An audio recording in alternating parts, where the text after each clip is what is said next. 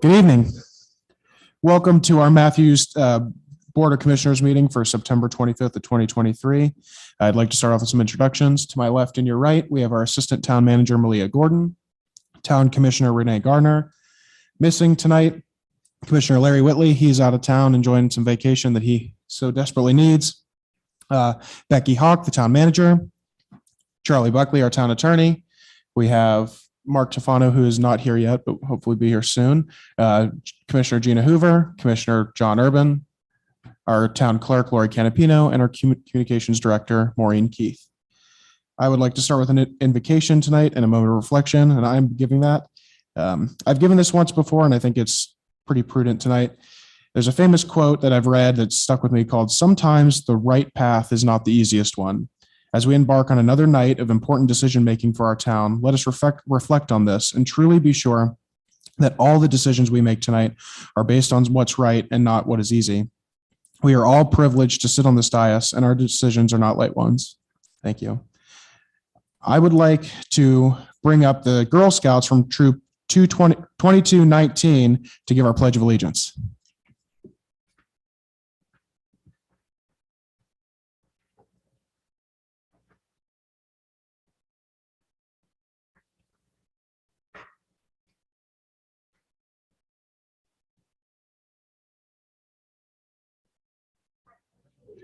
To the flag of the United States of America and to the republic for which it stands, one nation, under God, indivisible, with liberty and justice for all. If y'all like to stay up here. Maureen, if you could pass them the microphone and each one of them can introduce themselves, tell me what grade you're in and where you go to school. Hello, my name is Zoe Morris. I'm currently enrolled in Covenant Day School, and I'm in the 9th grade. Hello, my name is Mary Wofford, and I go to J.M. Robinson, and I am in 8th grade. Hi, my name is Peyton Harrison. I go to Mint Hill Middle School, and I'm in 8th grade. Hi, my name is Sarah Meserl. I'm in 8th grade, and I go to Crestdale Middle School. Hi, I'm Alexa Latta. I'm in 8th grade, and I go to Sun Valley Middle School. Hi, I'm Rowan Sunderland. I'm in 9th grade, and I go to East Meck High School.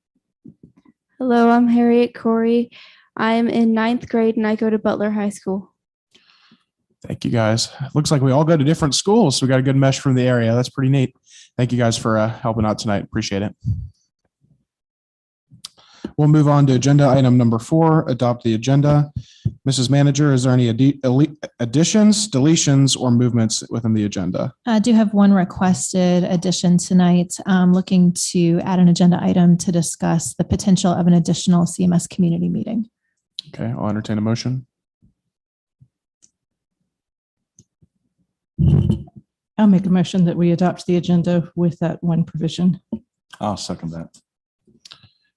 We have a motion by Commissioner Renee Garner and a second by John Urban. Take the vote. All in favor? All opposed? That passes unanimously. We'll move on now to public comment. Anyone who's registered in advance will speak first, and after that, anyone in the audience who wishes to speak may do so. Speakers have 5 minutes. Anyone interested in speaking about one of the public hearing items should wait until that item comes up. First we have signed up is George Young.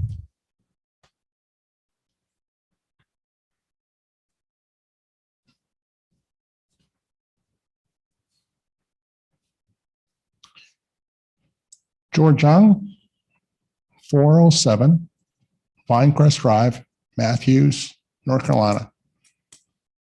The topic I wanted to speak about is something that's on the agenda. It's on the new business. It's number A, consider a letter to NCDOT regarding John Street project U4714AA. Now, I know that's going to sound very technical. Essentially, it's the widening of East John Street or the non-widening of East John Street. My concerns is a couple things. I actually live in Pine Forest, so that street matters to me. I know it matters to my neighbors. I bought a house in 2003, and then I bought the house I currently live in 2009.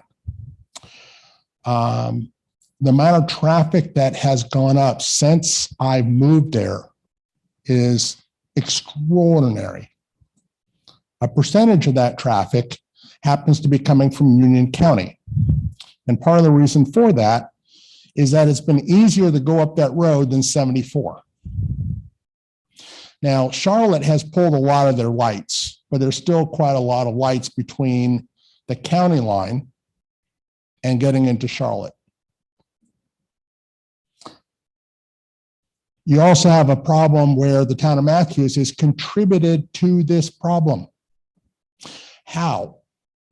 The town of Matthews has constantly been adding high-density projects in different areas. One of them was just off of this particular road, and there's an actual zoning later on that has not been voted on, which the traffic study stated, I think it was like an extra 9,000 cars a day, and that road's probably already an F. I know according to the details of the memo, they want to keep it a 2-lane. Here's the problem for you, town council. You can't have it both ways. You cannot put high density along this corridor and then just decide, you know, this is going to be a 2-lane road. And on top of that, you're somehow expecting the Department of Transportation is just going to go through there, rebuild a 2-lane road to another 2-lane road, but put in maybe your 8-foot sidewalks, tree lined, I guess a butterfly art exhibit at DOT's expense. They will not pay for this. DOT right now is having an extraordinary problem with the amount of projects they've got and cost increases. I brought this with me. This has to deal with the project on 51. Of many of the projects in Mecklenburg County, it's one of the ones that busted the bucket big time. From what they initially talked about versus what it is now, it's over 900% increase in the cost of that project. So if you guys decide to tell DOT, hey, we don't like this, they're going to take the money and go away. Stallings already did this. And so nothing is happening on Idlewild Road. And this council recently passed a zoning over there that put high density on country 2-lane roads. Let's go farther. Let's go 15 to 20 years from now. There's a little thing called light rail. Wait till you see the traffic from that. Light rail demands 18.5 per acre. That's a half a mile on each side. That's way over the current density we have, and we don't have the roads for it. Now, Charlotte is bluntly widening all those roads. North Tryon, South Tryon, South Boulevard. They're putting in A-level intersections. Okay. I voted no on Erickson years ago because the roads weren't there for it. But I wasn't going to put my head in the sands. I went ahead and pushed so 485 could basically get done at Weddington. Here we are like 15 years later, they're finally building it. You can't have it both ways. If you vote for this zoning coming up and you still want 2 lanes, okay, you can't do that. 2 plus 2 is 12. Your time is up. Thank you. Thank you. All right. Does anyone in the audience like to come up and give a public comment? Seeing none. Maureen, do we have anyone on Zoom who'd like to give a public comment? Mayor Pro Tem, can I briefly reply to that comment? You may. Mr. Young, I'm looking at the DOT historical data, and it shows that in 2008, there were 24,000 cars on the road. Currently, there are 23,500. So the number really hasn't changed that much, but that zoning that we're talking about on, that you were referencing on John Street was pulled by the developers. That's no longer something that we're considering. Thank you, Commissioner Garner. We'll move on to agenda item number 6, the consent agenda.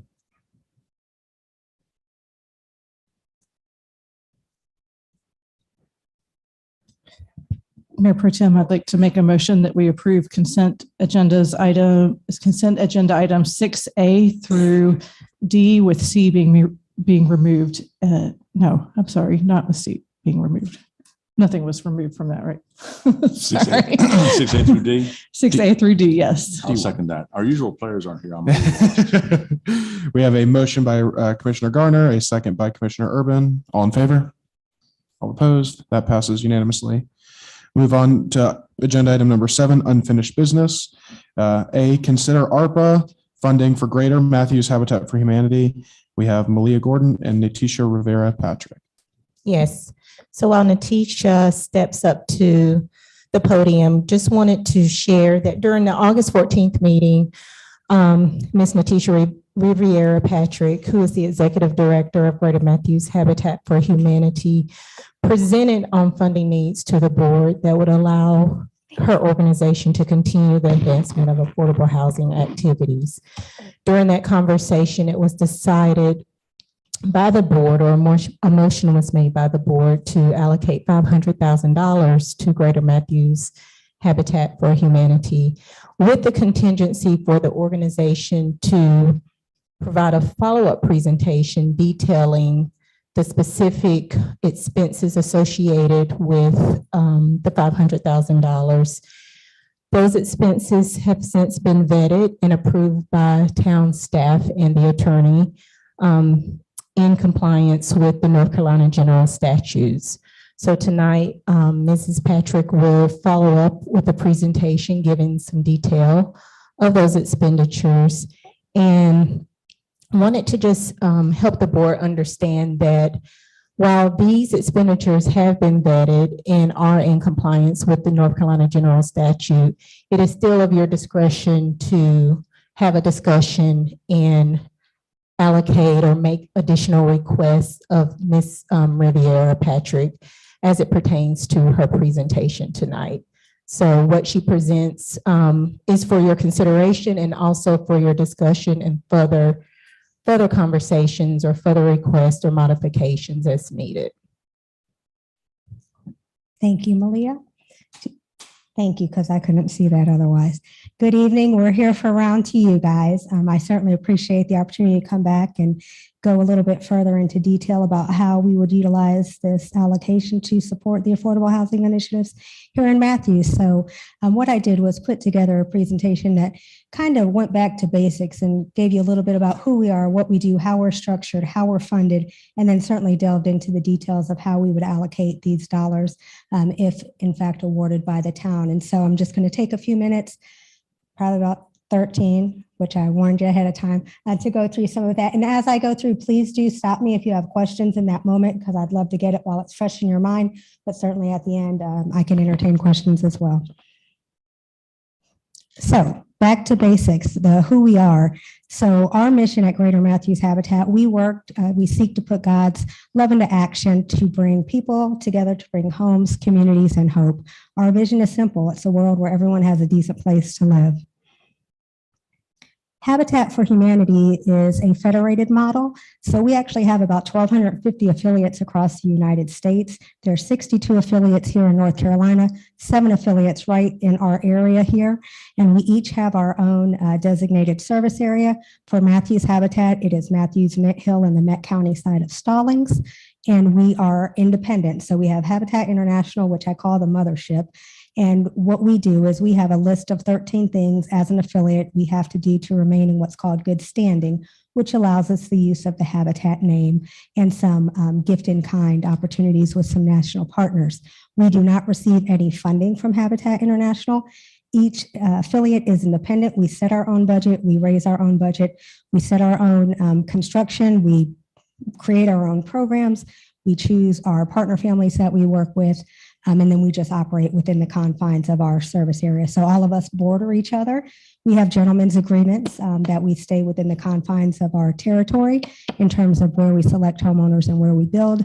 Funding is a little more tricky, especially you have Charlotte Habitat, who is a behemoth compared to us, but they're Met County and so are we. And so certainly Met County it's fair game. So we make sure that we utilize that as a resource. Seemingly simple from the outside, we build affordable housing. We're actually a very complex business model. And so we operate several businesses under one roof. We are a construction company. We're a land developer. We are the bank. We serve as the mortgage provider to our homeowners. We're a nonprofit. We have a retail establishment. Each one of those areas has our own regulatory components and that are required for us to maintain. So Greater Matthews Habitat was incorporated in 1989. We serve the southeast portion of Met County, which I mentioned. We built 116 homes in 9 communities here in the Greater Matthews area. We serve all people in need, regardless of race, ethnicity, or religion. And we are the only affordable home builder and no-cost home repair provider in Greater Matthews. Just an overview of how we're structured. I do have a 10-member board of directors that I report to. I serve as president and CEO of the organization, and I'm responsible for the day-to-day running of the affiliate. And I lead a team of 14 that works in partnership with me to help us meet our mission. Our budget for this fiscal year is just over $1.7 million. And on the left gives you an idea of how we're actually funded. So about 49% of that will come from restore sales, 25% from the sale of our home that we're building, 8% from grants and foundations, 6% from both government and other, 3% from individual along with corporate and faith partners, and about 1% from our events. Some of the challenges, and you've certainly heard some of these here within the confines of this room, is the stigma associated with affordable housing. We're continually educating people on what affordable housing is, who it serves, and that's just a constant battle for us. Certainly the price and availability of land, increased construction costs, the lack in understanding of the costs that are associated with implementing affordable housing initiatives. Building affordable housing is not affordable. And so there's not a lot of people that work in that space because of that. There's not money to be made here, and it's very expensive to run these programs. Certainly, we've seen the increase in home sales prices. We always, not just us, but many developers have challenges with UDO and zoning. We have an aging volunteer base, and so the Habitat model incorporates the use of volunteers along with subcontractors to build our new construction homes. Many of our volunteers, there's about 15 of them that work with us consistently, have been with us since we started, which means they're aging, so in their 70s and 80s, and we just don't have folks coming in behind them to replace them, which means we have an antiquated model. And so from a sustainability standpoint, that's going to look very different going forward, where we either have a hybrid model or we even start to outsource to do a turnkey product. So that's things that we're working on as part of our strategic plan. And then a decrease in funding. With COVID, our largest funding base has always been our faith partners, and they certainly took a hit with COVID, and they have yet to recover. And so we're down about 80% in our faith-based funding, which I don't see coming back. I don't see them getting back to that level. Let's see, what do we got here? Critical home repair. You can't see that. Yep. So our critical home repair program provides comprehensive repairs designed to address issues where an income qualified homeowner's health and safety might be at risk. And so we want to extend the functional life of the home, which allows the homeowner, who is often a senior, the opportunity to stay in their home and age comfortably. But we're also preserving the community's affordable homes. So when we do this work is provided at no cost to the eligible homeowners. Examples of some of the repairs we see are unsafe structures. So we see a lot of roofs, a lot of flooring issues, lack of heating and cooling, lack of water, which I know sounds crazy, but literally as I was making this presentation, I had a call from a woman who hadn't had water for 6 weeks. So those are things that are happening in the community. Electrical or plumbing hazards, accessibility needs, so certainly making those modifications for aging in place. Mold remediation, insect extermination, oh, that's on there twice, and weatherization. So who qualifies? Folks must own their home and be located within our service area. They need to have their name on the deed for at least 1 year, and they have to agree to remain in the home as their primary residence for the next 5 years. They have to be current on their property taxes. They have to, if they're not, they have to be in a payment plan. They have to have homeowners insurance, pass a credit check, and the purpose of the credit check is to just ensure there's no liens on the property and the home cannot be in danger of foreclosure. They must have a repair need that is affecting the health and safety of them or their family, and the repairs must fall under the program guidelines. Their income must also fall below 80% of the area median income. You can't really see them that well because they're kind of small, but just some pictures. Some are before and afters, others are just to demonstrate the extent of what some of these critical home repairs end up being. So the kitchen on the right is a before and after. The one at the bottom right, we ended up having to take out a whole wall there, which of course led to the outside. And so we never know what our applications are going to be. It could be as simple as repairing those stairs with the cones that are there, to going completely down to the studs and having to do things like asbestos remediation and things that are not fun.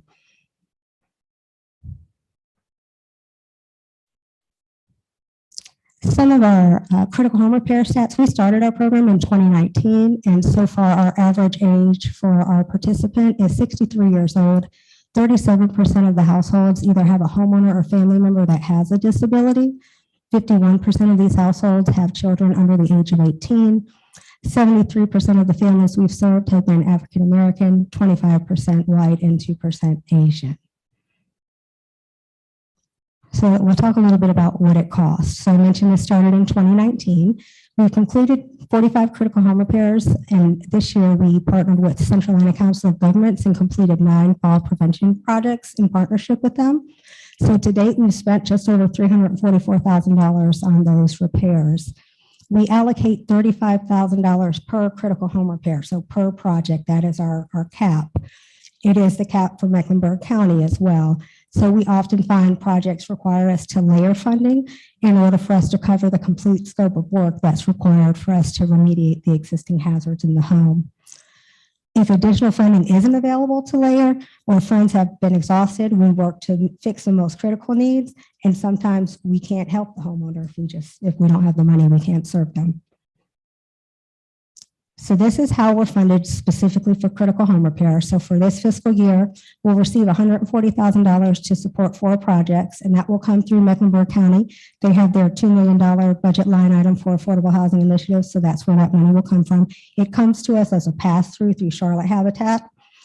We did lobby this year and now have a direct line with Mecklenburg County where we'll receive funding of $75,000 to support 3 projects. That money we anticipate to grow over the next several years.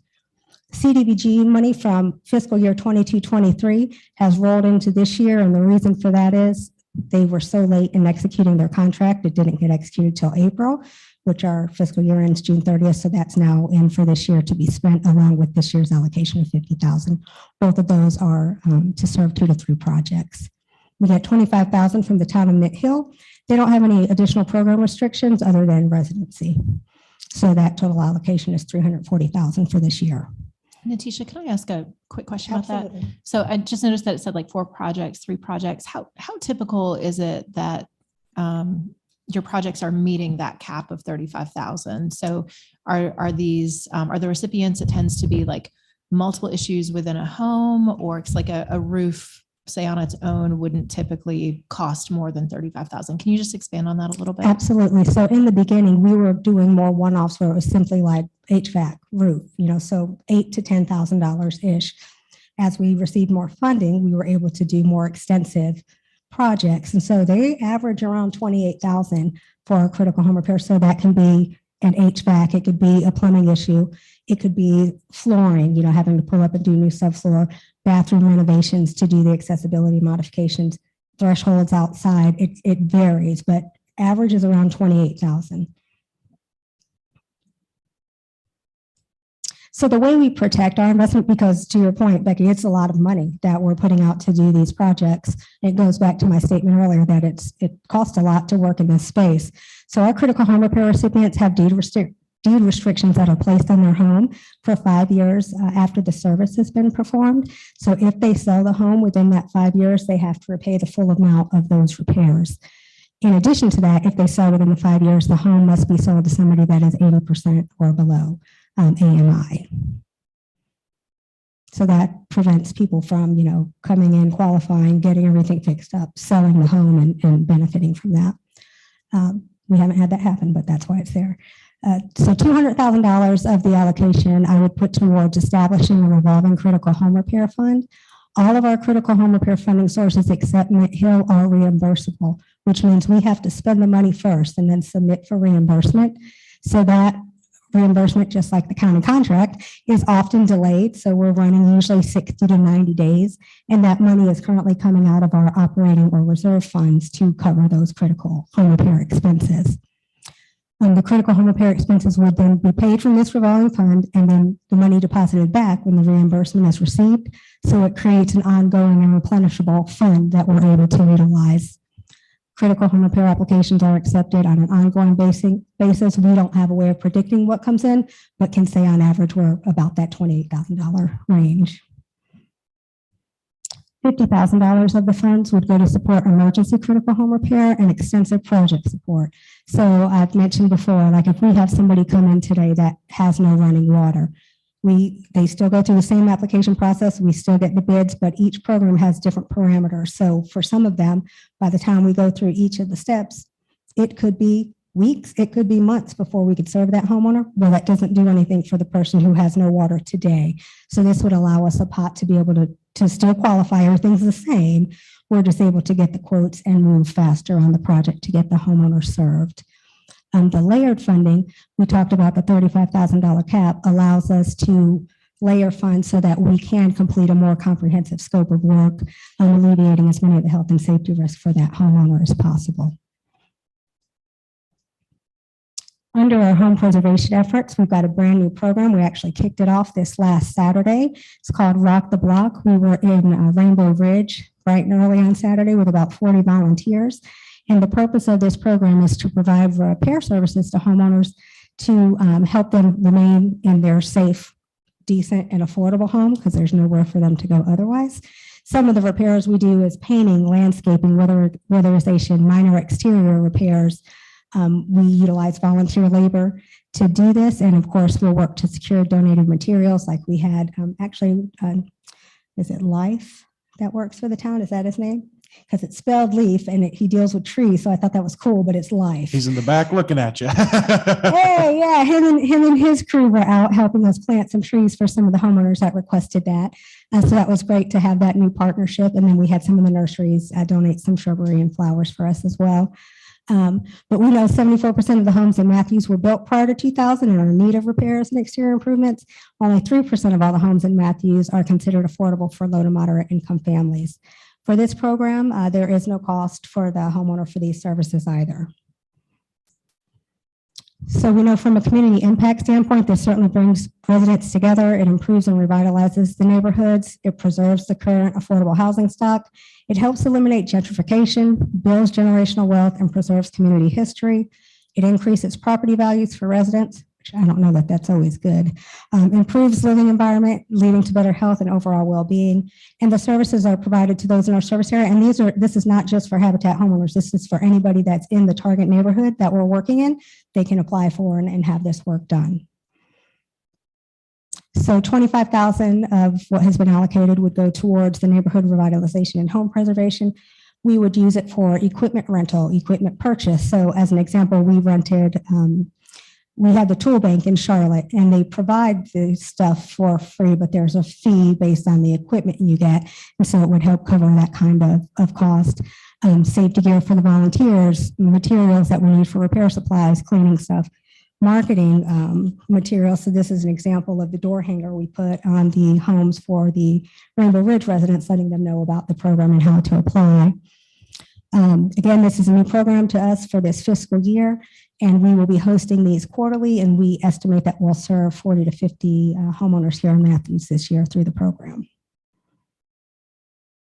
You all know we build houses. We've got one going right now over at Linden Street. So with our new construction program, we work with limited income families and we partner to build and they buy an affordable home from us. The families pay 0 down and 2% interest on a 30-year mortgage. The home is sold at the appraised value, but will never exceed 30% of their income. The interest rate is new for us this year. We have served as the bank traditionally, And we are moving to an interest-bearing model, and we'll also utilize some third-party financing for some of our builds.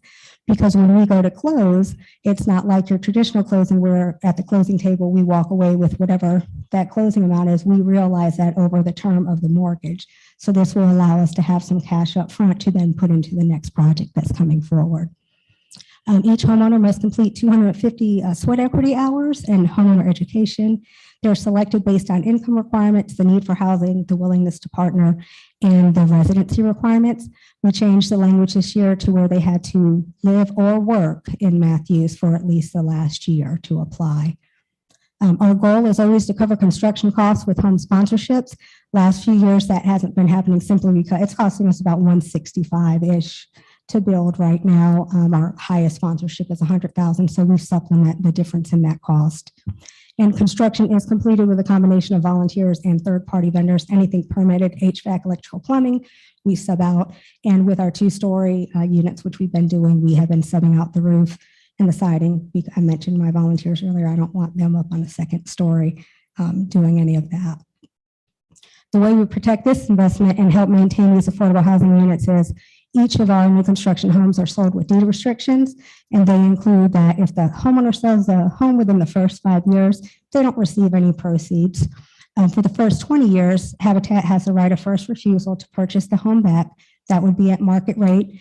Typically, it's only happened a couple times. It's way over what we'd be willing to pay simply because the housing prices are crazy. And then it just goes on the open market. Beginning in the 6th year, we do have a shared equity agreement where the homeowner starts to earn 7.5% equity per year. If there is a silent second mortgage on the home and they sell, then that silent second would be due at the end of the sale there, along with any remaining balance of the original mortgage. We've added this year a 45-year deed restriction that the home be sold to a qualified homeowner who is at or below 80%. And this term is renewable upon each sale. So we can keep it into perpetuity in that affordable housing market because we know when we lose it, we don't get it back. So $125,000 of the allocation would go to support development and infrastructure costs. So looking at helping pay for sewer and water taps, which are right now $14,200 a piece. Clearing, grading, site prep, foundation prep, development of new housing plans. So we talked earlier about our challenge with getting land. So some lots that we're finding are maybe non-traditional lots or there's some size challenges. And so we certainly want to be able to have a portfolio that allows for different housing styles that might suit those different parcels. So developing townhome plans, triplex, cottage style, so that we have something that we're able to maximize whatever land that we do have available. $100,000 would be used to support the purchase of tax sales, foreclosures, and land. And so I'll be working with my Met County liaison to identify and purchase available tax sale and foreclosure properties. Of course, $100,000 isn't going to do much there. We'd be coupling that with money from ourselves and potential grant sources to help do that. We created a land database for Matthews and Mint Hill. And so we will be actively or being intentional about reaching out to partners that have available land that they can either donate or sell to us, hopefully at a discounted rate, but we'll work through that as we get it. So just a summary of what's been requested, $200,000 to support critical home repair revolving fund, which ensures we have capital to provide uninterrupted services to residents in need. $125 to support development and infrastructure, $50 to support emergency critical home repair and support extensive projects, $25,000 to support neighborhood revitalization and preservation efforts, and $100,000 to support the purchase of tax sale and foreclosure properties. Once the funding is received, if it's approved, we would be spending that immediately until it's exhausted. And if it's possible, if this allocation is made, I would ask if it could be backdated to July 1 of this year, which is the beginning of our fiscal year, if that were even to be a possibility. But that is what I have for you. So based on our conversation last time, I think I touched on everything and then some that you had questions about, but certainly would welcome any questions, comments, concerns that you may have. Natisha, would you mind just expanding on that request to backdate? I guess we're not sure what the significance would be for you with that request. Sure, just because this has been an ongoing request, it would allow us to cover some of the expenses we've already incurred on some of the things that we're asking for here in this fiscal year. Thank you, Natisha, for your presentation. I got a long list of questions. So, Okay, all right. First, this is less of a question and more of a request. Obviously, I'm one of 7, but I personally would like all funds used to be used on properties in town limits. That's correct. It would be only used on Matthews residents. Okay. That's correct. That's good, first off. Second off, the critical home repair piece, you're kind of touching on how it was so expensive.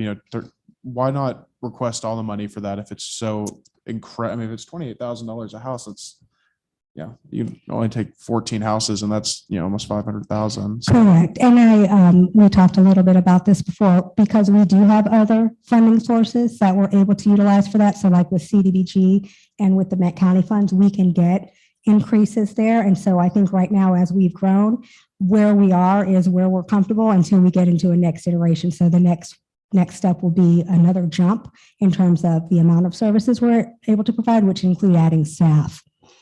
Okay, and then I want to go back to the slide. Let me see what slide it was. I think it's the home preservation slide. Yeah, neighborhood revitalization. Personally, I'm not 100% sure how comfortable I am the money being used for marketing and plants and stuff. When I envision what the money is going to be used for, I see, the critical home repair like an exact direct hit to a family that's going to really help a family. So personally, this kind of range of funds, I'm not super great with. I know I have a discussion with the rest of the board, but that's where I feel there. And then lastly, I was pondering this today. If we, once we get to the point where we give you the funds, which we're, I think, excited to do, I would like to see some sort of update, either quarterly from you, kind of giving us an update. Okay, here's what funds we've spent. Here's what's it's affecting. This is what we've done, so we can report back to the constituents. Hey, this is what's been done with the money that we've put forth. I think that's good for not only transparency, but it's also good for showing what you guys are doing as well. That's all that I have. Does anyone else have any questions? Commissioner Garner? I think you touched on this just a second ago, but it sounds like most of these funds are going towards programming. Correct. But what is your capacity for staff expansion, and then how will that work? You said you would probably have to hire people. Right. As we grow, we'll add staff. And so we feel we're in a good place right now. This budget this year is the largest budget we had. We're moving into some new iterations with our housing projects and with the growth of the program with some of the new partnerships. So as we grow, we will add staff accordingly. And as Mayor Pro Tem McCool suggested about the $25,000 for Rock the Block, do you know what percentage of that goes towards like landscaping? That would be nominal. So the goal with that is to have most of that donated. But those are it's also covering like what the program covers. So just the types of things. And each home is going to be different too, because they're able to request what they want done out of a list of items.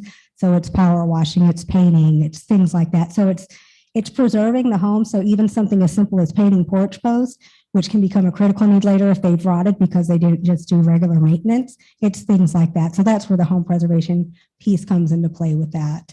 But yeah, nominal cost on like plants and trees. We have our friends in Matthews and Trees Charlotte and King's Nursery and some other folks we're working with to ultimately have all that stuff donated. That's awesome. I think, I support that $25,000 because I know that the pride of place means a lot for people living in homes, and it makes people more aware of their community and preserve sort of that lasting legacy of these homes. And I'll tell you really quickly, when we were out there on Saturday, so I was in charge of 3 homes, and somehow I always get the ones with the biggest projects, and it was at the bottom of the hill and all the stuff was at the top of the hill. But that's something else. So the one house we were working on, she didn't have it on her list, but her doors and her door and shutters, I don't know if they were originally black and faded to green or if they were green and just were now a really faded green, but I knocked on her door to ask if she would mind if we painted them. And she didn't speak English. I had my phone, so I translated, and she knew English enough to say, I don't have any money. And I says, no, it won't cost you any money. But they were so thankful. I have gloves on. She's out there with a bottle of water wanting to wash my hands. She's hugging me and crying and just so thankful and so grateful.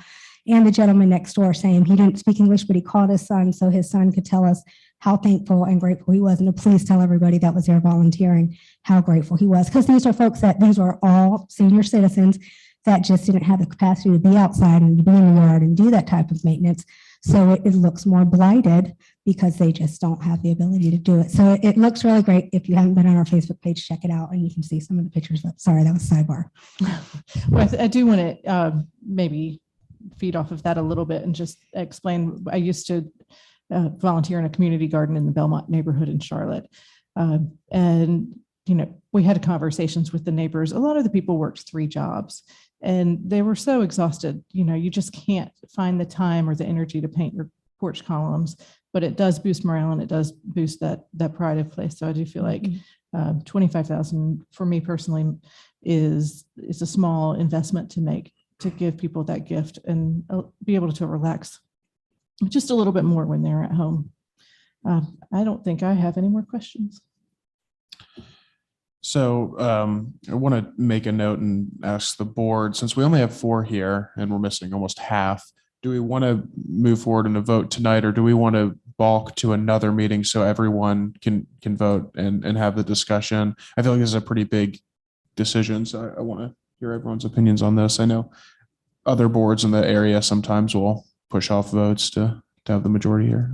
Yeah, I really think this is more of a technicality from the aspect that the ask was for Natisha to come back with dollars and cents, a breakdown, a presentation of this nature, which I think would answer those questions. So I don't think Commissioner Whitley would have offense to that. I think Mark Tufano was asking for the specifics, which are laid out. My only request is that Commissioner Garner make the motion.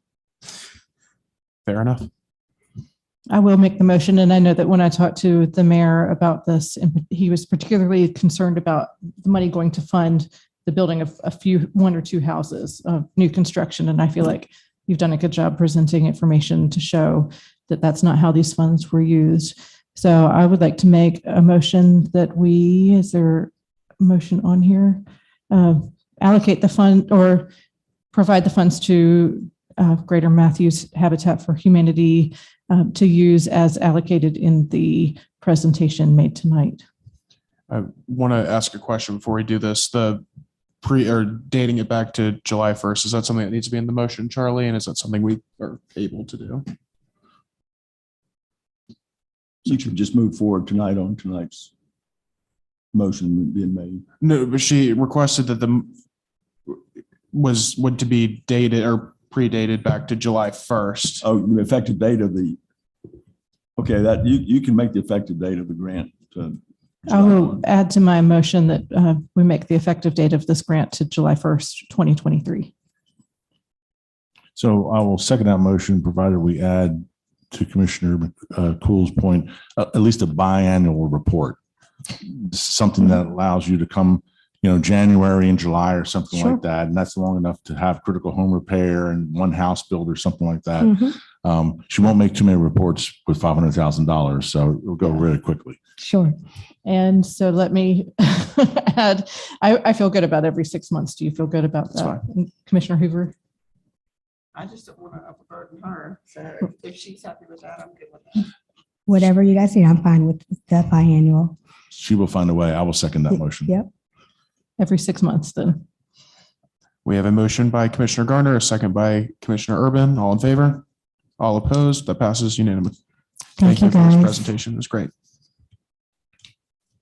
I'd like to move on to agenda item 7B, consider new plan review permit fees for Fire Station 3, Chief Rob Kinneberg.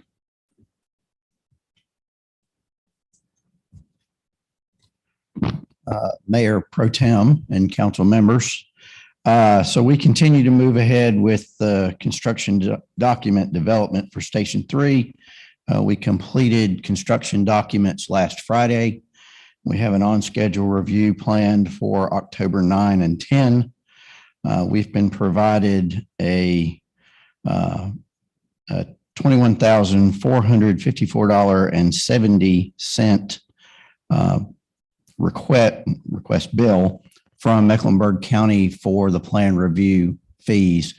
Just to clarify, that also covers the inspection fees during the construction of the project if we determine to move forward.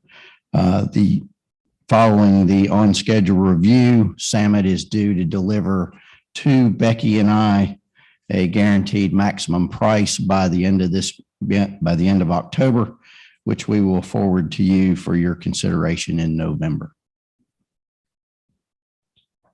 Are there any questions, comments, or motions? Commissioner Garner. It sounds like this permit is design specific. Yes. So by approving the permit to be reviewed, we basically have no idea what the design of we have the design that was presented, but haven't had a chance to talk about any changes to that design that may or may not come up as far as the board is concerned. Sure. So we did have the meeting with the board. Gosh, I don't remember the date of that. Was that back in August, I think? And then we did present the email that had some options for if the board wished to move forward with some design alternatives.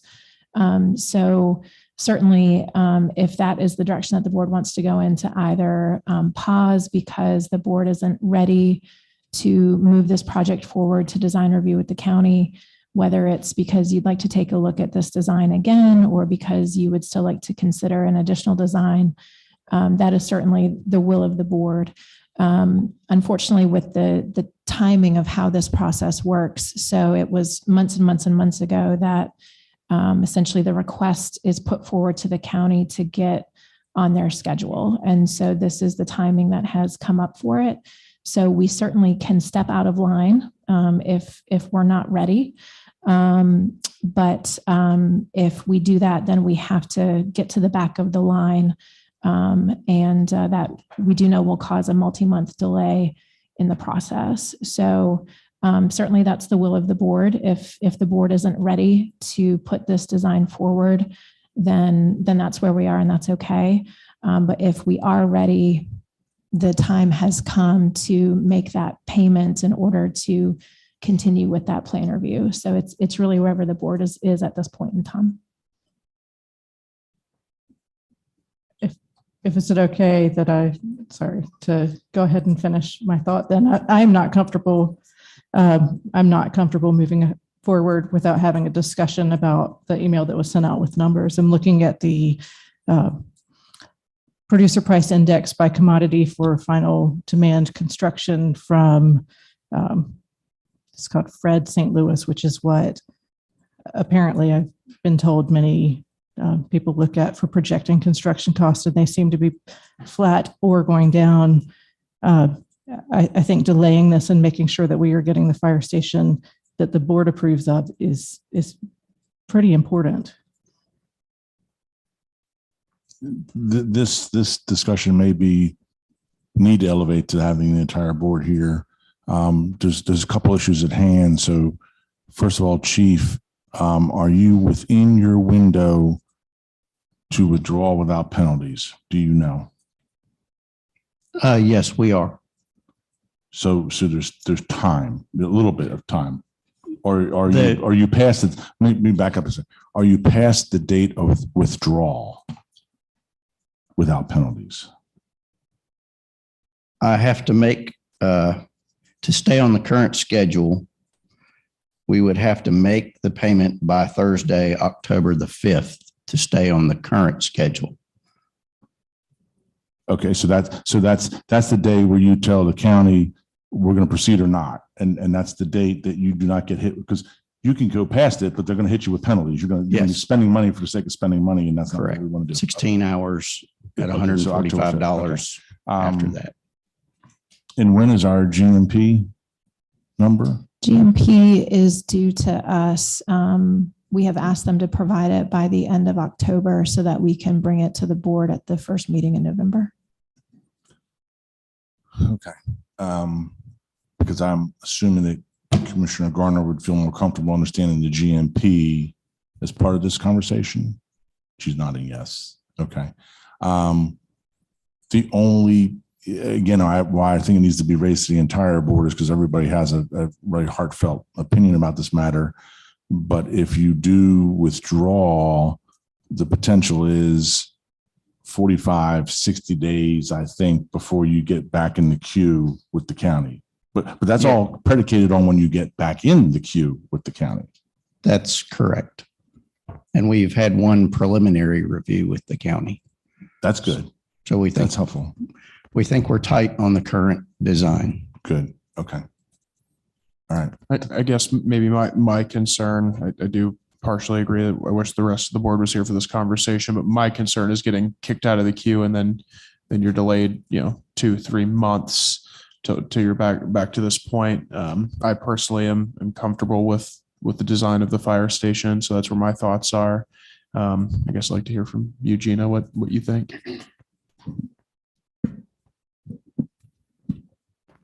I'm comfortable with moving forward. I think the longer we put it off, we're going to get in worse trouble with it.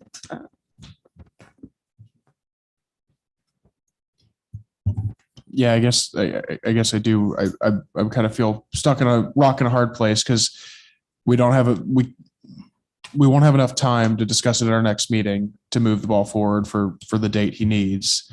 So I guess the question is, do we have votes to approve at night? If not, is there a way to schedule a special meeting for next week before that, the 5th, you said, October, and then we have a discussion with the entire board and let them discuss it. I think that could be a possibility or a compromise. That way we're not completely derailing it, but we're delaying it enough to where everyone can have the conversation. That's smart. I mean, because there was, staff did put out a memo on the various cost issues and things like that. And I think there was only 1 or 2 of us that raised question or had conversations with Becky, and that was about it. And to be honest with you, we as a board have not had any further discussions. So I'm assuming there's probably a positive vote in here, but there were still some outstanding conversations. But if we can pull off a special meeting, that would coincide in keeping Chief on target with the 5th, should it proceed.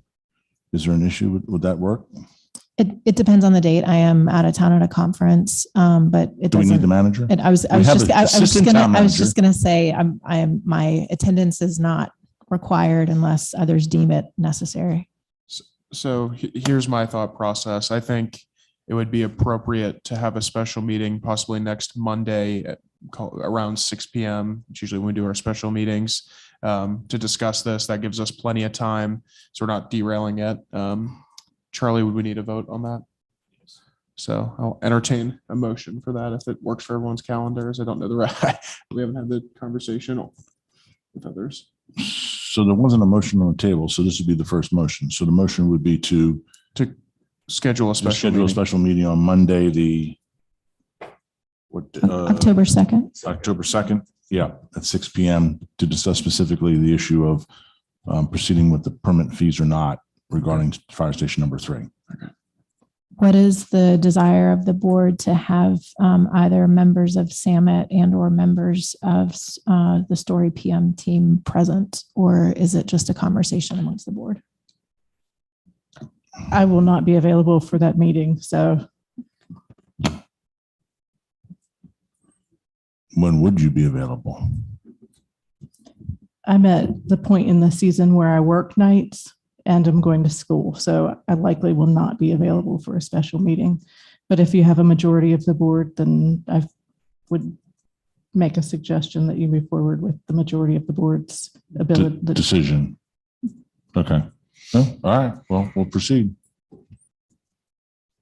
So are you taking your motion off the table then? No, I'm saying it seems like I've got the acknowledgement nod from Commissioner Garner's proceed. I don't know how else we're going to get the rest of the board in there unless there's another suggestion. And everybody air what they need to air before that meeting. And I would suggest someone representing Summit or the architect being there in case there are additional questions. I agree. It's time to put it out. And Commissioner Gardner, if you have a list of questions that you may want to proffer for that meeting, and I'd be more than happy to offer those up on that evening. That seems like a good compromise. We just need a second. Did we get your motion right?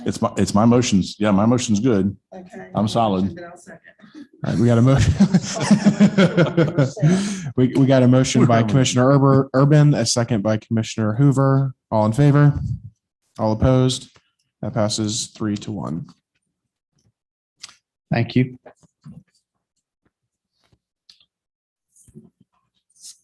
All right, we're going to move on to agenda item 8A, consider letter to NCDOT regarding John Street project U-4714AA, Susan Habina Woolard.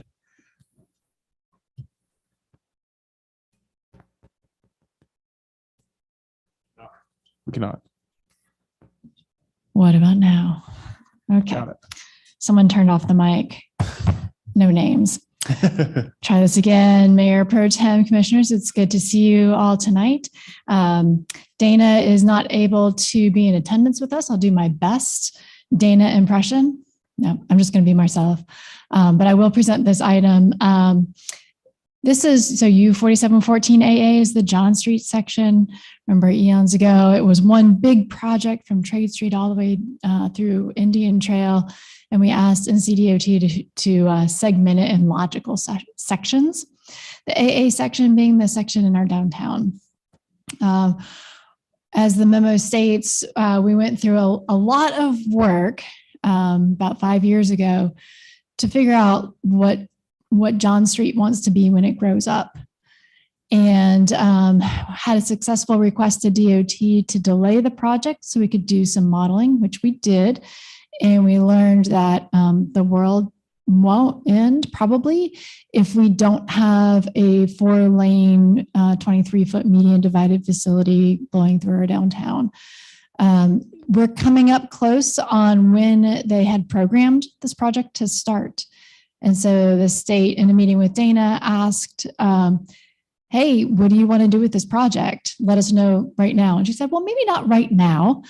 There's a few things that need to happen before we're comfortable taking it to the Board of Commissioners to make a decision again on what to do with John Street. So what we're asking tonight is not for you to make a decision on what to do with John Street. That's a much bigger discussion that we will do lots of preparation for you. All we're doing tonight is asking permission to send this letter that says, we will let you know, DOT, after these few key things happen. The biggest thing being the comprehensive plan. There's been so much public outreach with the comprehensive plan, a lot of it focused on John Street, and we're just not comfortable bringing you information without that being wrapped up. That is the primary thing. So once the comp plan is done, then we will come to you and say, okay, we've had this request from DOT and lay this out in a manner to help you all facilitate a decision. So that decision we're not asking for tonight. We just want the letter that's the attachment to this to be sent saying, we'll let you know in maybe February or March of next year to give us some time to give you the information that you need. Now, we did kind of preempt it for you and let you know there's three decisions that could be made. There's 3 directions this could go. There could be more directions, but those are the ones that staff sees now. So you can start thinking about it in advance of that time in the winter. Happy to take any questions. Are there any questions, comments, or Commissioner Hoover?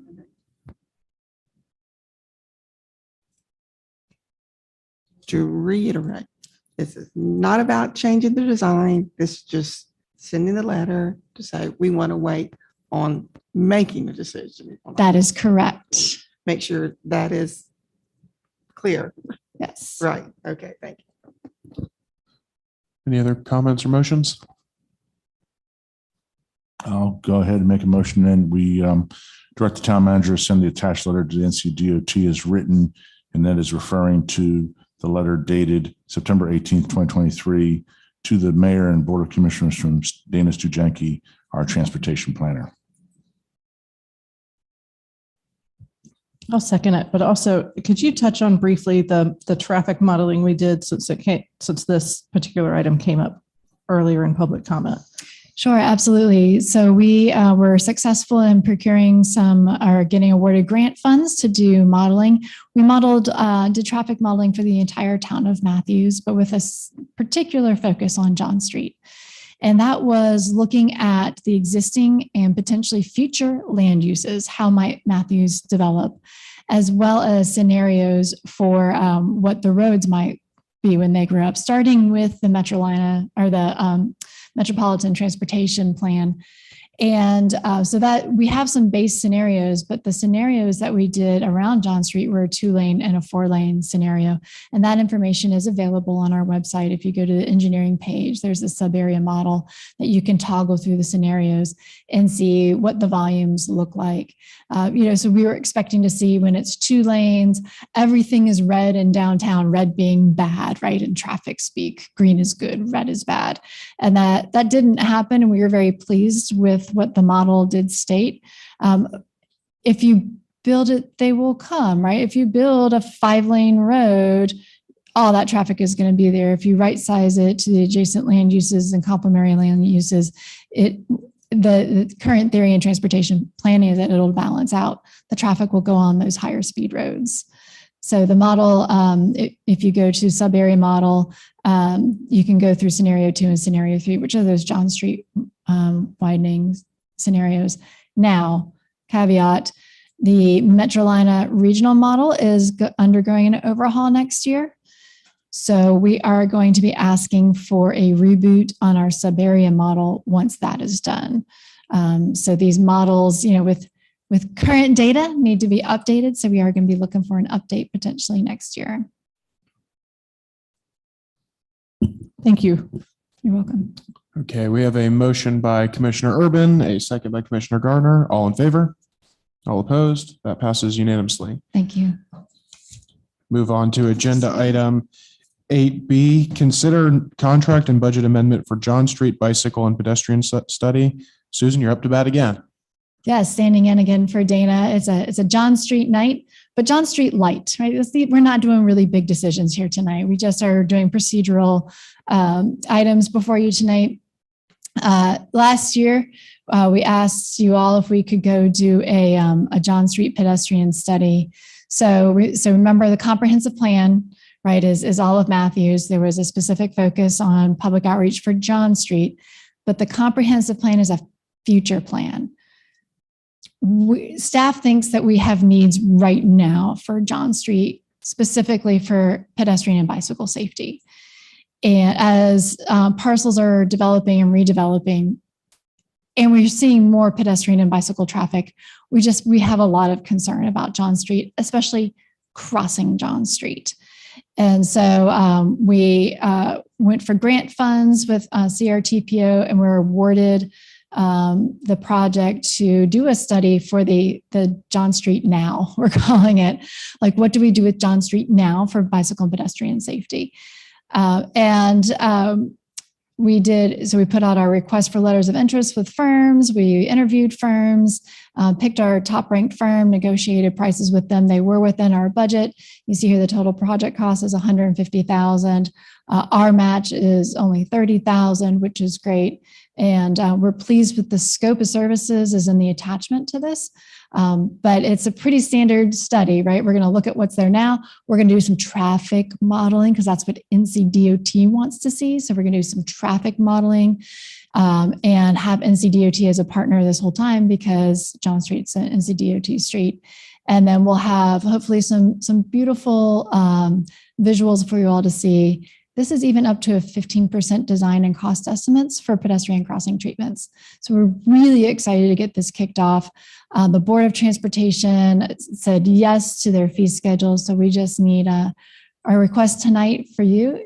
Scroll down, please. From you is to authorize the town manager to enter into contract with our selected firm and to appropriate money from the general fund. Are there any questions or comments? Commissioner Garner. I was going to make a motion if there aren't any. I do have a quick question. So it seems to me that this would be critical in the conversations with NCDOT on the last conversation we had, would the timing of this study be such that we'd have enough information that we'd be able to back up and talk about the rescoping of 4714 with DOT? That's an excellent point. The timelines do not align, unfortunately. So I'm trying off the top of my head to remember, is this a 6 or 9 month project? So we're looking to wrap up in the summer. So it would be staggered. Yeah, it wouldn't line up. Would we be able to at least have some projections to enter into that conversation? We might have some work done. I'm not really sure what they're like. I don't have the Gantt chart memorized for when they're doing their study and their recommendations. Everything we do in this study and the recommendations, we were very clear with the consultants, like there's a future for John Street and we don't want these recommendations to preclude any future of John Street. So they're aware, and when they do their modeling, they will keep that in mind that they need to think about the future of John Street as well. As long as we have that conversation, so we don't have a disconnect, because it seems pretty crucial at this stage. But agreed. Questions? I make a motion that we authorize the town manager to enter into contract with Kittleson and Associates for the John Street pedestrian and bicycle study, and appropriate $150,000 from the general fund, with all but $30,000 being reimbursed by the CRTPO. Second. Motion made by Commissioner Gardner, second by Commissioner Urban. All in favor? All opposed? That passes unanimously. Thank you. Thank you. Move on to item C, receive update on Stony Field Farms Non-Toxic Neighborhoods Grant. Lee Fitzpatrick, who's been called out tonight already.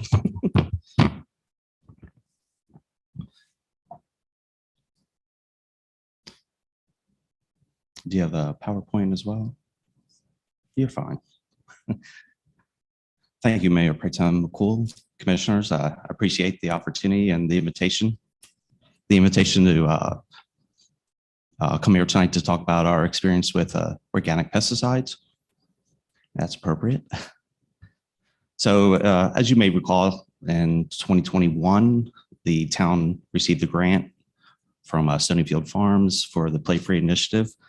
The purpose of the grant was to promote the use of organic herbicides and eliminate the use of glyphosate specifically, as well as other synthetic pesticides. While the grant did require a 12-month commitment, the town has been committed to furthering that along and seeing how our experiences move along with it. At that time, we also mentioned that we were developing an integrated turf management or an integrated pest management program. So that's kind of what we're still kind of following along with at this point. So right now we're still using, following the organics only in 4 different locations. Those are, well, originally it was 4, it was Stumptown, but it's actually now Stumptown and Veterans Park. So it's technically 5 locations. The community garden that on Covenant Church, as well as their Persa Halsey Community Garden. And then when the dog park came online later in 2021, we also identified that as an area for organics only. So the impacts of organics, we didn't have a lot of data available, so this is all anecdotal. And as you're aware, we had some staff turnover who were then the 2 people that were primarily involved with this when it started, when we entered into the agreement and started this program. So this is just based on anecdotal evidence from our staff today. So in the example as I provided was at Stumptown Park. It takes about 60 minutes if we're using a synthetic. Again, we're not spraying synthetics there, and the person who used to spray is no longer here. So we know how long it takes to spray organic. So we just base that time. And then what we do is calculate the efficacy of the different products. So whereas with the synthetic, we'd spray about once every 4 weeks. With the organics, we're looking at every 2 to 3 weeks. That's what the differential is there in time. Mechanical, that's hand pruning. We did have to go in there and do some hand pruning right before Matthew's alive. There's no organic herbicide that is effective for yellow nutsedge. And we had 2 people spend about 4 hours just hand pruning everything to get it ready.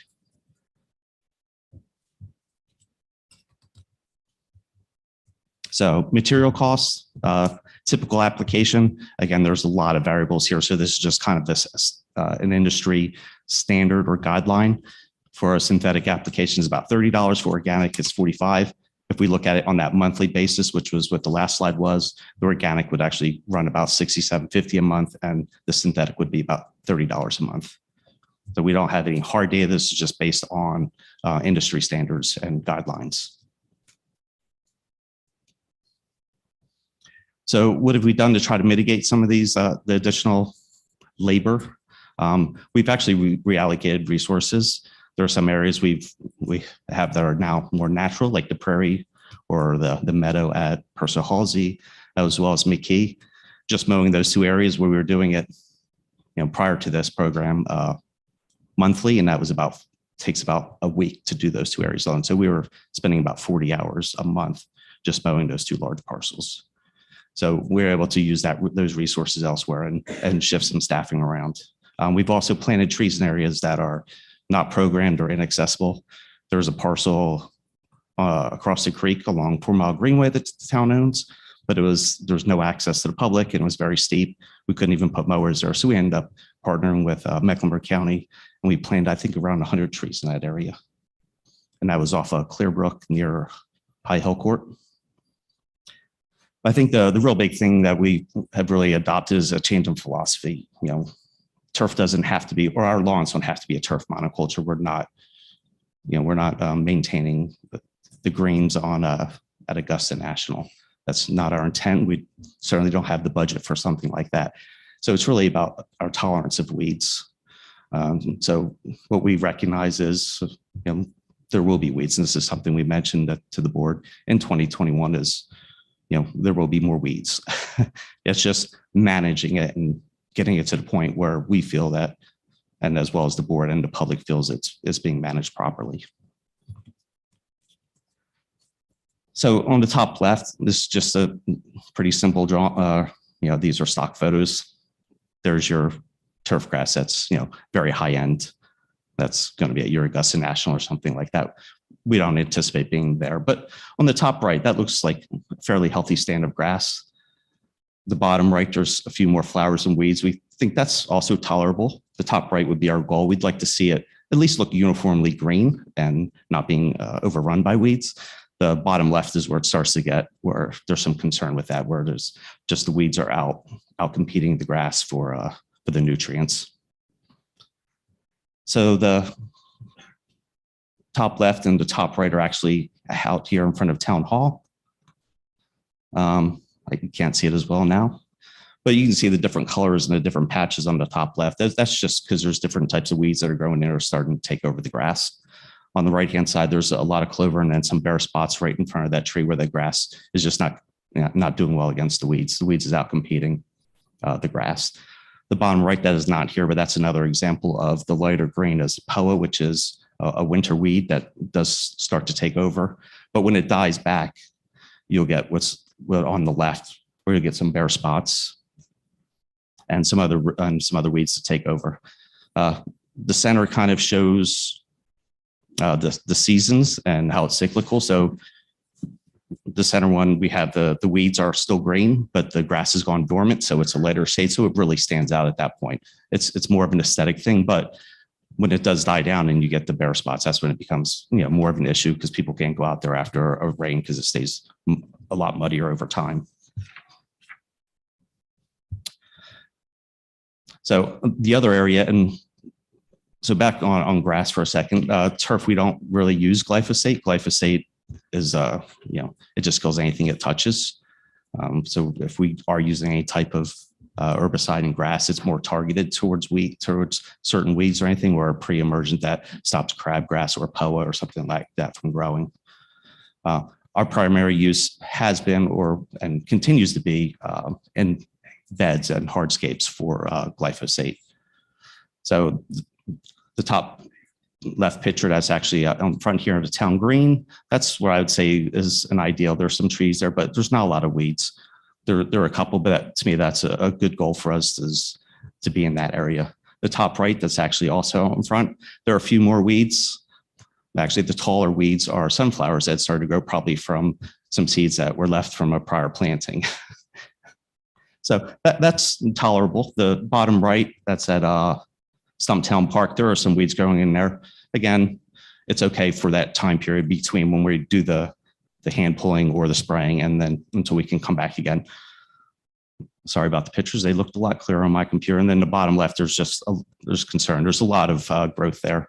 We could actually, when you get to the next picture, you can sort of see that kind of a before and after. We don't really want to get to where it is on the left, but at times that may happen. You know, after we leave, we'd like it to look like the photos on the right. But, you know, over time, you know, we will have weeds that will continue to grow. So that's the basics of what we're experiencing, but I'm happy to answer more questions about the use of organics or anything else about our program. It's very, very informative. I liked it. As much as I'd like everything to be Augusta National, I know it's not possible. Are there any questions or comments? Commissioner Urban? So Life, where's the point of no return where you're exhausting manpower to pull weeds by hand? I mean, you know, have we gotten there? Because, you know, we're quite frugal with the staffing on the public works side. So you can be doing other things, operational stuff like that. So what kind of underlying concerns have you all sort of had in the back of your head at this stage? Well, with the purchase of some new properties lately, we've definitely extended, but we've contracted some of the additional work out, which has certainly helped us out quite a bit as far as needing more staff right now. So far, we've been able to, the real test will be in the spring. In the spring is when we typically nonstop, and that's when we'll have a lot more weeds that are showing. And maybe that's some consideration for this board or the future board or whoever is here in December. I know we go through this cycle probably every 4 or 5 years where the imagery, the quality, the look, the feel is that concern is raised. You know, we had the medians one cycle. I remember that conversation. It was the parks, another conversation, and maybe the town manager can work with you and maybe come in the spring. It might be a perfect planning conference kind of conversation about the level and quality of what areas get what and how, because frankly, I mean, I don't want to see weeds coming through brick pavers, et cetera, et cetera. And so we need to sort of make those determinations again. And I appreciate your all effort in trying to look at the organics, but maybe when you come back, it's sort of like, it's a tough balancing act, but I think we're probably there again to have that conversation. Yeah, we agree. And like for the islands, we are using pre-emergence, which we hadn't done before, rather than spray. And these are in the mulched islands, not in the turf islands. The turf islands are managed by Brightview as far as spraying and mowing. Okay, thank you. You're welcome. Thank you. Any other questions, Commissioner Garner? I think one thing we could revisit are volunteer sessions in some of these areas that have, you know, more weeds coming up. And you mentioned the Veterans Park. There's a lot of residents who feel ownership of that area. A service day or something like that doesn't seem like it would be a hard ask. And a lot of times I get emails asking for volunteer opportunities. I usually send them over to Corey, but maybe I'll start sending them to you. Yeah, that's typically when we get a call or complaint, we will suggest that or let them know that we do accept volunteers if they would like to help maintain some beds or to adopt a spot, because we do have an adopt a spot program. Maybe that's something that could be shared on Facebook, that's an opportunity. Yes, certainly. Yeah, and I'll mention we are finally back up to full staff on our land. Well, not yet. Hopefully in about 3 weeks, we'll be back up to full staff. So. Very good. Any other comments or questions? Seeing none, I'd like to, before we move on to the budget report with Teresa, I'd like to bring up a former agenda item, the permit fees for Fire Station 3. Town Manager Hawk brought up a concern, so I wanted to give her the floor. Sure. Thank you, Mayor Pro Tem. Make the motion. You need to make the motion that's been voted on, but since you voted in the affirmative, you can make that motion to revisit it. I'll make a motion that we revisit agenda item 7B so we can get additional information from the town manager.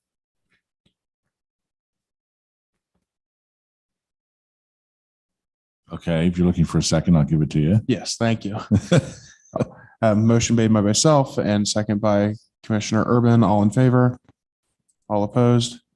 That passes unanimously. Now I'll give the floor to Becky. Thank you. Chief Kinneberg reached out to me after the conversation ended. So the action item was to schedule a meeting with the board on October 2nd at, I believe, 6 p.m. in order to continue some discussion about Fire Station 3. Unfortunately, it looks like we will have to pay a penalty to the county if we don't cancel by 4 p.m. on Monday, October 2nd. So we are a couple hours late. If we proceed with that meeting as planned, the penalty would be $2,320 if we were to cancel after that date. So that's correct, Rob. We don't have to make the payment by the 2nd. We just need to withdraw our application by the 2nd at 4 p.m. in order to avoid that penalty. Is that accurate? That's correct. I'm not an expert in Louisa payment protocol, and to Mr. Urban's point, in the fine print, this is the Expedia. You can book it, but the cancellation, as Becky said, if we can't, I'll just read it to you. If you are not able to make the Thursday, October 5th payment plan review date, you must cancel your review no later than 4 p.m. on Monday, October the 2nd. If you fail to do so, you'll be charged a cancellation fee of $2,320, which is 16 hours at $145 an hour, and then get in the back of the line. So the question would be that the board can schedule a meeting with 48 hours notice for a special meeting. Is there availability for the board to meet sometime this week? So it would be, I guess, Thursday or Friday or sometime over the weekend would all be prior to that Monday date.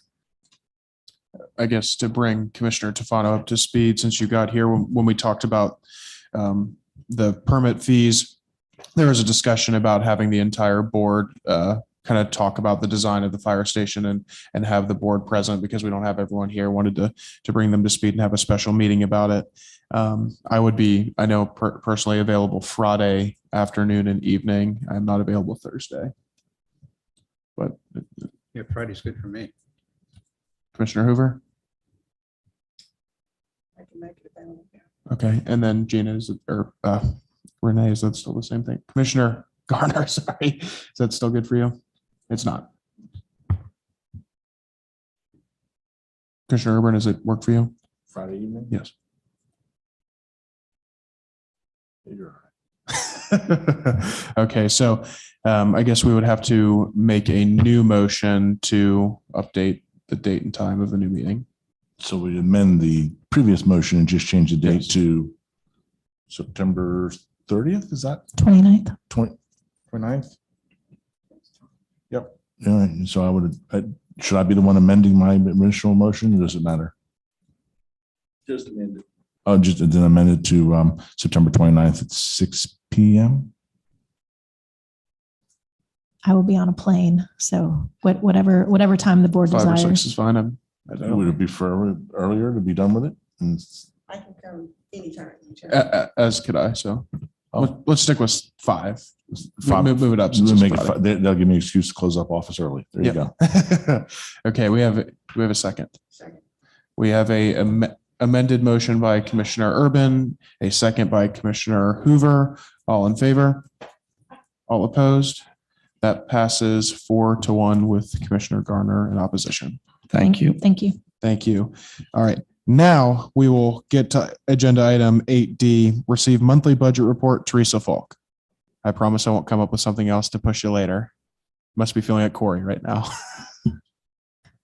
I know. Thank you, Mayor Burcham and members of the board. So I'm assuming the fire chief is going to bring like donuts or something Friday night for 4-course meal. There you go. No, it is a pleasure to be here with you again this evening to go over the August 2023 monthly budget report. again, it's very anticlimactic because August is still one of those transitional months where a majority of the revenues still go back to the prior fiscal year.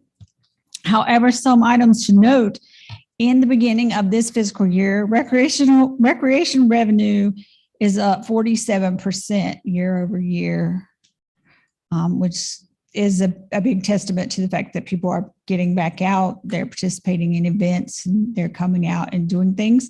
Ad valorem tax revenue, while it's still very minimal, is 6% higher than last year at this time for year over year.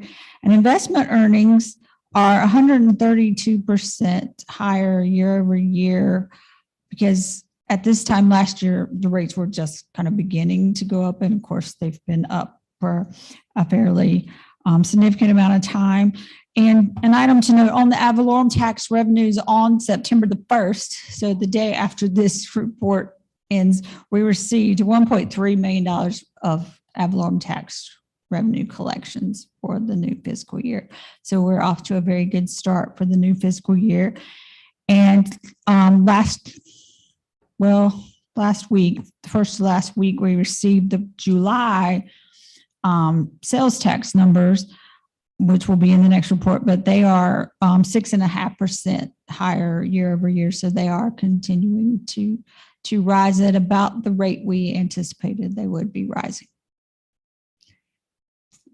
Does anyone have any questions? Seeing none, another good report as always. Keep bringing the good news. Thank you. Move on to agenda item 8E, consider hood room AV upgrades. Maureen Keith.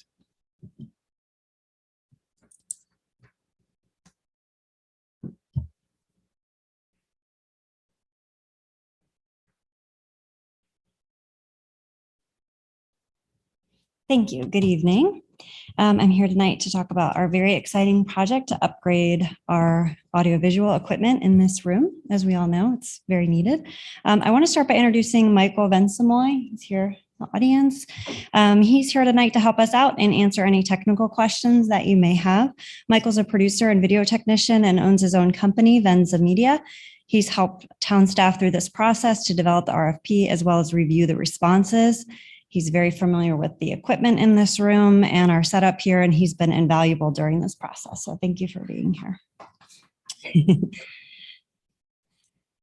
We received 5 responses to our RFP. I have them here. Of the responses, 1 was found to be notably higher than the rest. 1 was determined to be non-responsive because some of the equipment that was necessary was not included, and 1 was submitted 10 days past the deadline. Staff did review all 5 proposals and selected 2 finalists, Unicom and AVI SPL. Both provided very detailed proposals, including equipment lists, cost breakdowns, and a comprehensive plan to address the issues with our current AV system. Staff, along with Michael, held Zoom conference calls with Unicom and AVI to review the proposals and ask questions. Staff is more confident that AVI SPL's proposal specifically addresses the needs of this project. AVI was the only company to do a site visit during the RFP process. In our discussion with Unicom, however, we determined that there could be significant changes to their proposal once their team actually comes on site and does a detailed site survey. So we did think that there would be significant changes possibly to their proposal, which would add to the cost. So after a very thorough review, staff recommends selecting AVI SPL. Their proposal, again, was the most comprehensive and provided solutions for all the challenges presented in the RFP.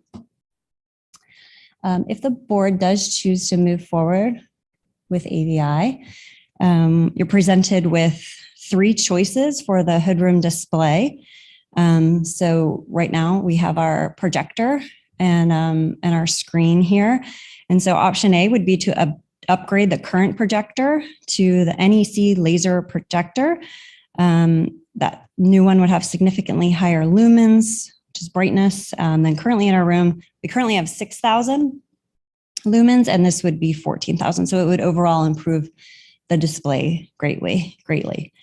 Option B would be to replace the projector and the screen with a 170 3-inch LED video wall.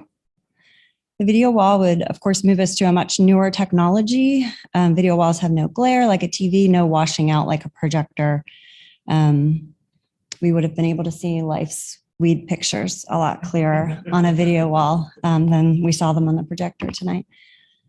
This very large screen that we have is 199 inches diagonally. So a new video wall would be 173, so it would be smaller. However, the clarity and crispness of the screen would create a much better viewing experience overall. Additionally, the screen would be viewable without having to dim the room lights. Option C would be, again, to replace the projector with the LED video wall. Same as described above, but it would be a 1.2 pixel pitch, which would be smaller, a little crisper, a little clearer, and 182 inches, so a little bit larger as well. So I have the costs here laid out for you. And staff is recommending that we move forward with AVI SPL and we enter into a contract with them. And that includes option B for an amount not to exceed $242,980.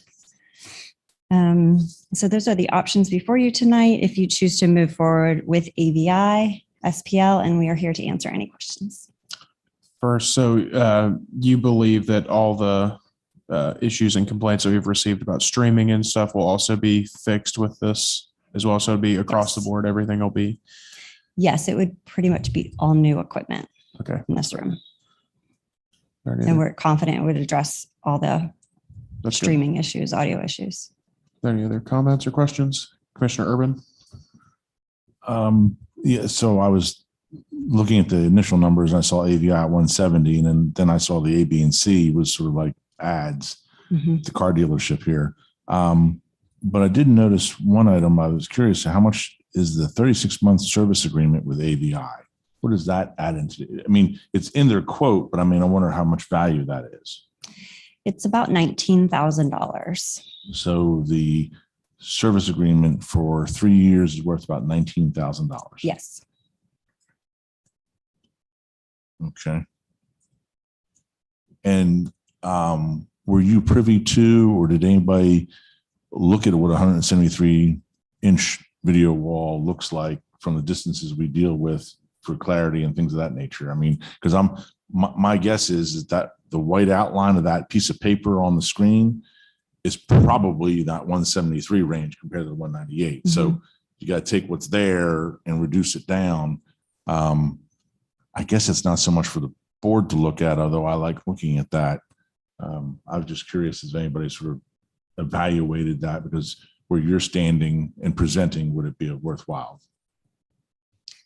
Yeah, I guess I would say that when they came to do the site visit and took the measurements of the room, that's the size that they recommended for, yeah. All right, thank you. Yeah, I think personally, I think the LED video wall will be the best in my opinion, but the option B, I've seen in other companies do this, and it's so much better than having a projector. It's significantly crisper and a lot less issues. So that would be my preference, but I want to hear from the rest of the board. Commissioner Garner. I would be curious about the 1.2 millimeter pixel pitch versus 1.5. I did some reading and I feel more comfortable with the 1.5, but maybe a little bit of explanation on that would be helpful. If you don't mind. Well, first, Mayor Pro Tem and commissioners, thank you for having me. And it's been a joy working with Maureen on this. So to answer your question, are you asking specifically around the difference between the millimeter pitches? What I read, I'll tell you what I read, and then you can tell me if that was completely wrong because it was on the internet, is that the 1.5 is suitable from a little bit further away than a 1.2, where, you know, if you look at how far people are sitting in the room, I think I saw something like, it was like, at 1.2, you would want to be about 6 to 9 feet away. And I think from 1.5, it would be more like 9 to 15. So nobody's sitting right up close to the screen. Sure. But I also want to make sure that when we're investing in technology, it's going to be suitable for years, not just next year. Yeah, definitely. So yeah, just to kind of explain what the pixel pitch means, it's just the distance between each pixel. So the further the distance, the further you got to be away from it to like make it look better. So if you ever go to like an older sports stadium and you can tell, like you can almost see the bulbs, that's just really old, really big pixels, and the pixels are just further apart. So you are correct in that 1.2, the pixels are closer together. So think of it more like a TV screen. So it's easier to see when you're closer up. It's not as noticeable. Whereas a 1.5, if you're right up against it, you could probably start to tell, oh, this is an LED screen. In my experience, 1.5 is about what we do a lot in. So my experience is more in live production, but we use pretty much all the same kind of equipment. And I see 1.5 used probably the most. It's kind of that balance of price and just how nice it looks. Now in a live environment, most people are not standing right next to the LED wall. There's a stage and then the audience. So, is it worth $100,000 difference? I'm not sure. I'm not positive if it's worth that difference.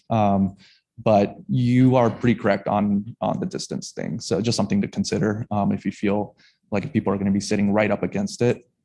But I don't think it would make enough difference for people to really tell. Any other questions, comments, or motions? And I do just want to remind the board that we had a conversation about potentially financing this project. So what we can do is if the board wants to make a determination tonight about which option you'd like to pursue, then we can bring back that information at a subsequent meeting, and the board can make a final determination regarding whether or not you'd like to finance this with those terms, or if you would like to fund it through a different pathway.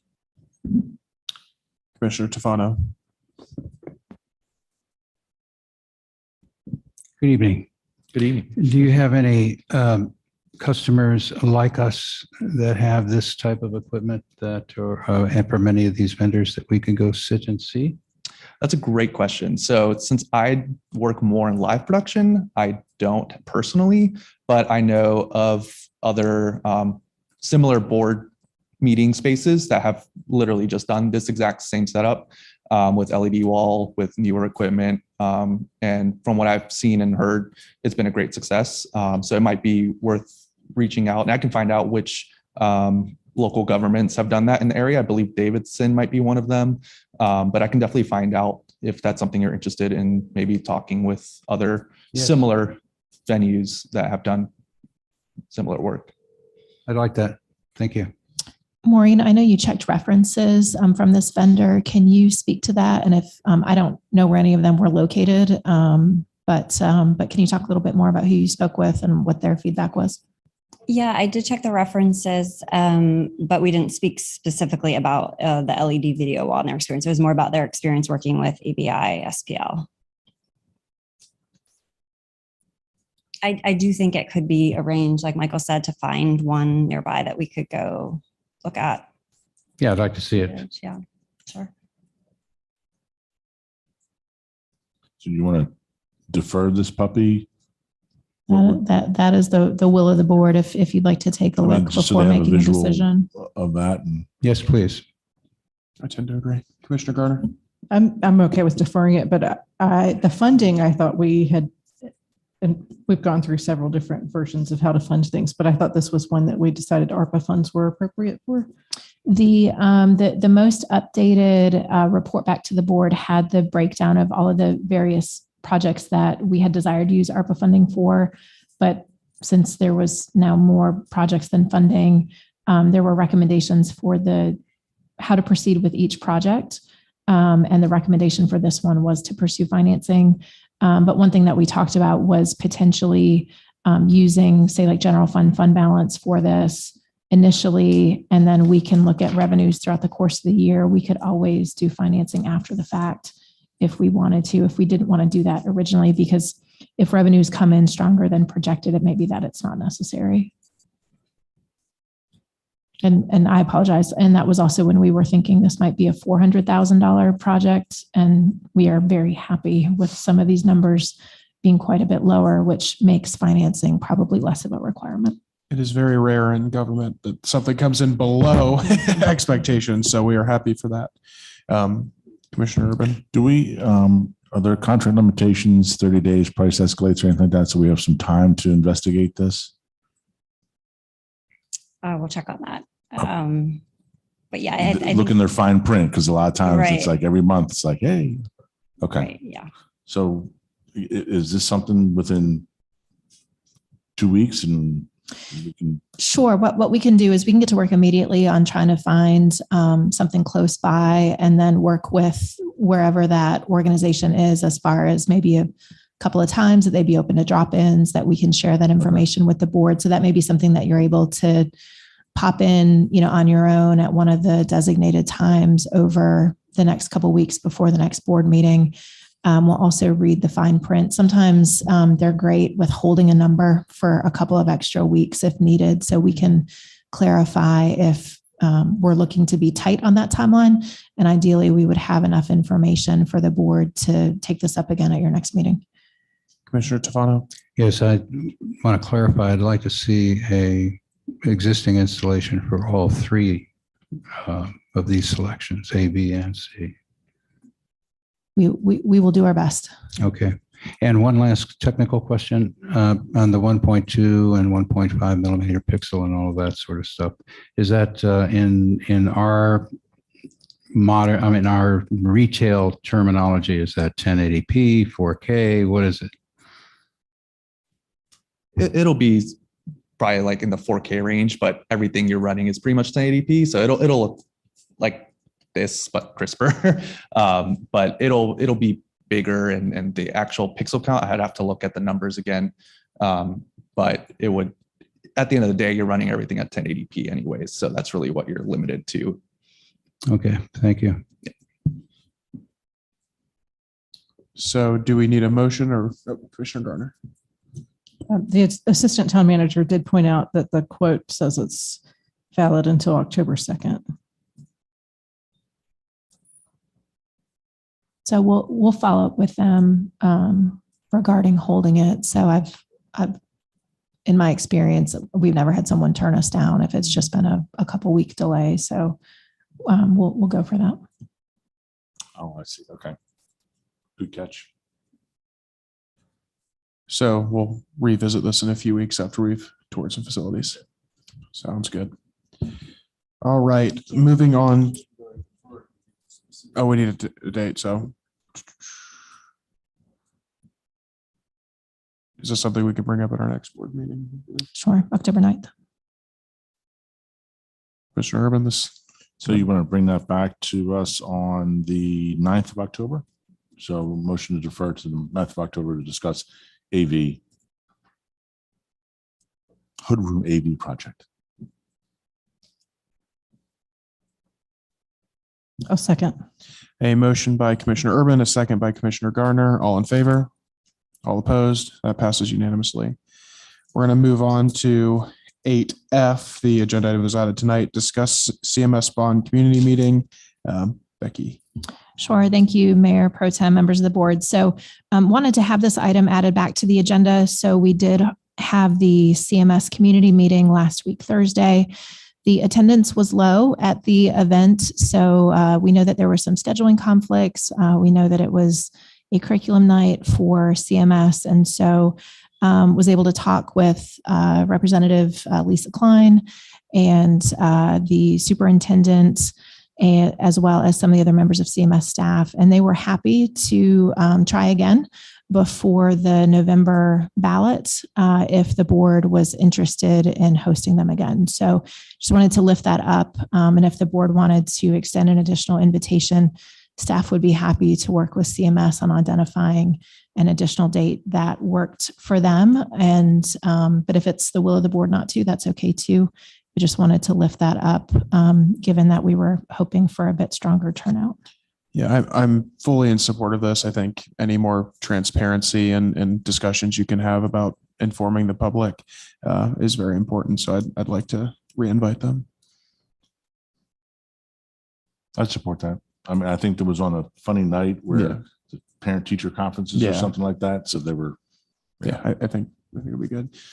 So I believe we need a motion to. Do we just need a motion? Can staff set the date? Sure. If you would just like to make the motion to invite CMS to return for an additional community meeting, then we can work with them to secure the date, let the board know, get it on our calendar with a date that works for the room availability, as well as things that might be going on their end. So I'll make a motion to invite CMS to have bond discussions predicated on staff working on a date with them. I'll second that. A motion made by Commissioner Urban, a second by Commissioner Gardner. All in favor? All opposed? That passes unanimously. Thank you. Move on to agenda item number 9, the mayor's report. First, I meant to say this at the beginning of the meeting. Mayor John Higdon was out tonight. He's in San Antonio on business. Second, I hate to put him on the spot, but I'd like to invite Officer McWhorter up to speak about the charity event that's being hosted on Saturday very briefly, because he's wrangled me into playing softball. So I'm wrangling him to speaking about softball. So Sergeant McWhorter, thank you.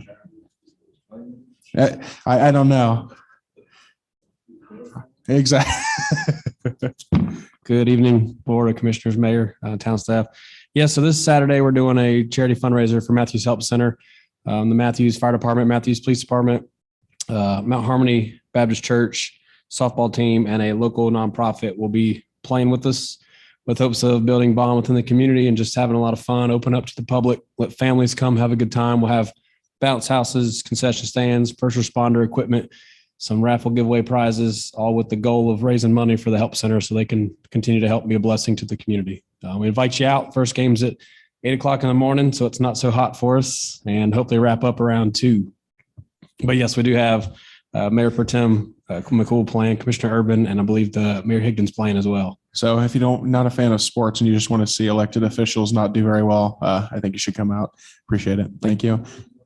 It's at Mount Harmony Baptist Church. That was my report. Move on to the town attorney's report. 2 quick things, Mr. Mayor. First of all, in the morning, I'll be closing the purchase of the 251 South Trade Street, just as an update. And by sometime early afternoon, title will be in the town of Matthews for that property.